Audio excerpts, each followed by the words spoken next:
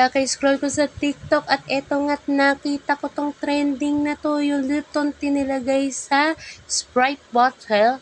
Pagkatapos inalog niya.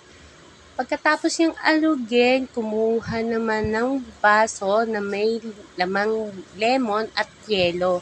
At sinalan na syempre niya. Ayan ang resulta niya. Ako ay may sariling version din. Bumili ko sa tindahan ng Nasty. Pagkatapos, syempre titimplahan lang natin sa konting-konting tubig. Tutunawin lang natin siya ng konti. Pagkatapos, ayan, tutunawin ko na. So, syempre, wala akong Lipton tea at saka lemon dito sa bahay. Kaya ginawa ko na lang yung version ko na yan. So, ayan, hinalo-halo ko. Kailangan tunaw na tunaw para merong mas masarap kasi yung sobrang tunaw na tunaw talaga. Ayan, natunaw. Hindi ko alam kung tunaw talaga yung Pagkatapos, may kasama din syempre tayong Sprite. Ayan. At may yelo. Maglalagay na ako ng yelo. Yan, naglagay na ako ng yelo. Naglagay na tayo ng yelo. Pagkalagay ko ng yelo, isasaling ko na syempre diyan yung tinimpla nating Nestle lemon. So, 2-in-1 to eh. Tina na may lemon. So, yan.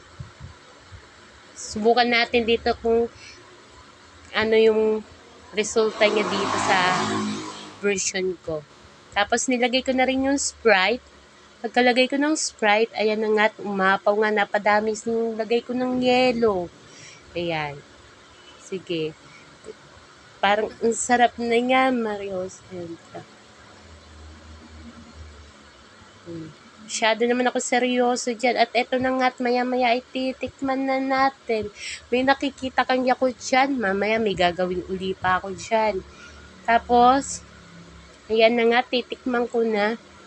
Unang tikim ko pa lang, wow! Sobrang sarap talaga. Sarap na sarap ako dyan. Grabe talaga palang masarap. Ito yung sarili kong version yun. Nesty na flavor is lemon. Ito yung sarili kong version talaga. Hindi ko yung ginaya yung nasa video talaga. Gumawa ako ng sarili kong version. Pero, grabe guys. Gawin nyo to at talaga sobrang sarap talaga. Ah, my God. Hindi ako madalas mapaulit ito. Pero, may time gagawin ko to lalo na pag summer. Kasi hindi ako masyadong pwede sa soft drinks talaga. Bawal sa akin yung soft drinks. Acidic kasi ito. And, ayan, naubos ko na nga. Dahil sarap talaga. Sobrang sarap.